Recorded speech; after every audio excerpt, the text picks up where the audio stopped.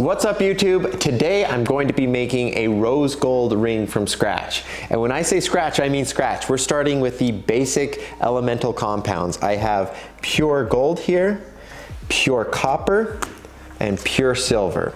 I'm going to be mixing these to make my own alloy of rose gold. I'll explain more of that in a sec. I'm going to weigh them all out with my scale here, mix it in the crucible, and melt it down with my torch. Let's go ahead and get into it. All right, the first thing I need to do is to select how much of each material to use. And depending on your ratio, you can get really different results. So you've got a lot of factors to play around with here. I like to use as much copper as I can because it gives it the nicest rose gold color. And then I also like to use enough gold that it's never going to oxidize on you. So the perfect blend I find of that is this recipe here. You add a little bit of silver to brighten it up, but barely any. And this is what we're gonna roll with. So let's go ahead and weigh this out now. All right, first I need to weigh out the copper, and to do that it's fairly straightforward. I'm just wrapping the wire around my finger to create a spool, and I made a couple of these until I had the correct amount weighed out.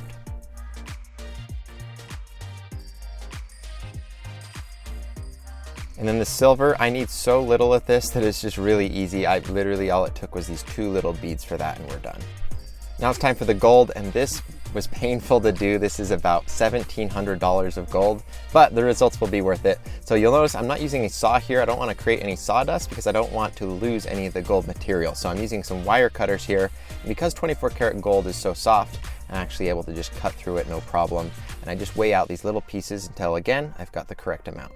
Now the melting down process is very simple. I'm putting all the ingredients together in my little crucible here, and then I use my jeweler's blowtorch to melt it down to a liquid. And once the metal is molten, you don't need to mix it or anything like that. It's actually going to completely blend itself all on its own.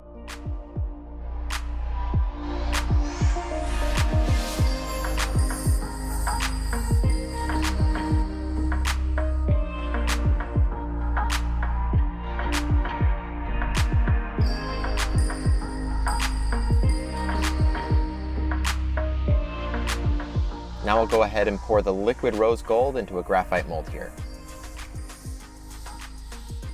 Now this isn't completely necessary, but I wanted to show the audience the color that we were able to get to. So I'm polishing the piece, getting rid of all of the oxidation. That way you can see the rose gold color that we're left with, and it looks great.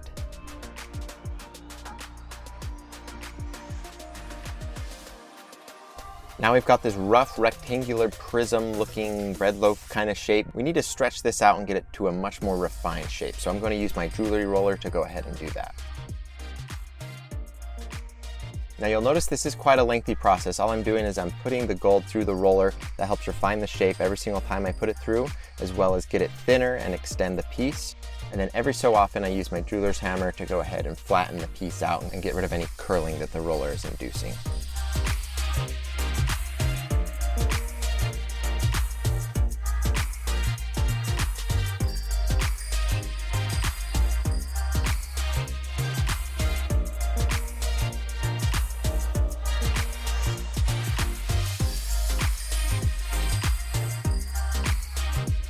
Also, an important thing to note is every couple of minutes as I'm going, I'm heating up the gold piece until it gets just barely red hot, and then I cool it back down in water. That softens the material back up. As you stretch it and roll it, it work hardens, and if you don't heat it up to soften it, the gold will actually crack in half. All right, now I've got the rose gold to the length and dimensions that I want. It's time to go ahead and add a domed profile to it. That'll give us a nice kind of traditional looking domed profile to the finished ring. And the process for that is the same as what I've been doing this whole time, lengthening the piece. I'm just switching over to the different section of the roller that has the dome profile. That'll imprint the shape onto the gold bar.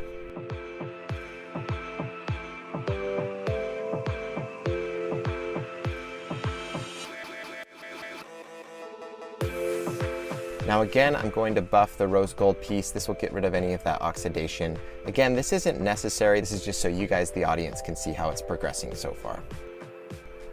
Now it's time to turn this straight piece into a circle. So to do that, I'm going to use my steel ring mandrel and a rawhide mallet, and I'll carefully start curving the piece into a circular ring shape.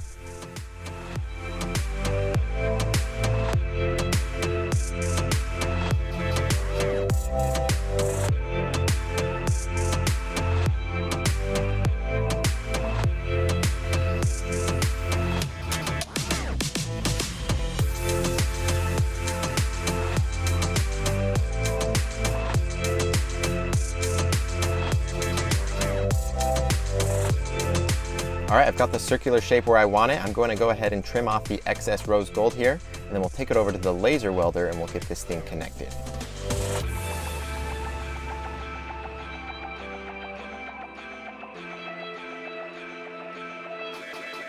Now I'm using my Orion Laser Welder for this step. Traditionally, you'd see people solder a ring like this together, but a laser welder will actually leave you with much stronger results, so that's why I prefer doing this.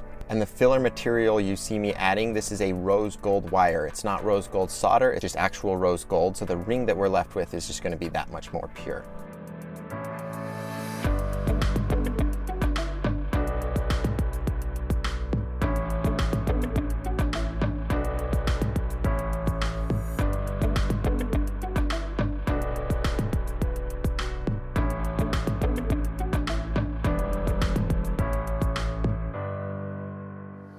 Now I'll smooth down that laser welding joint and then we can move on to the sanding and polishing steps.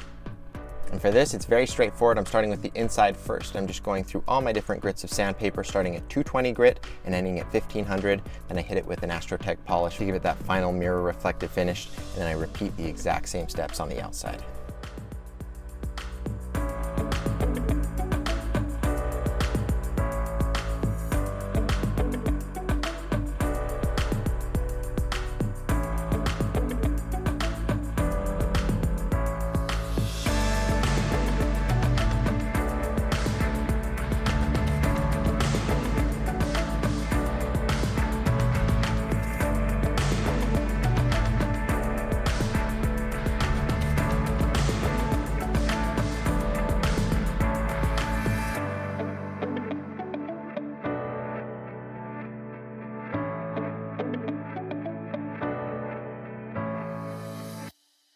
Now here it is, this ring is finished. It was a lot of work, but it was definitely worth it.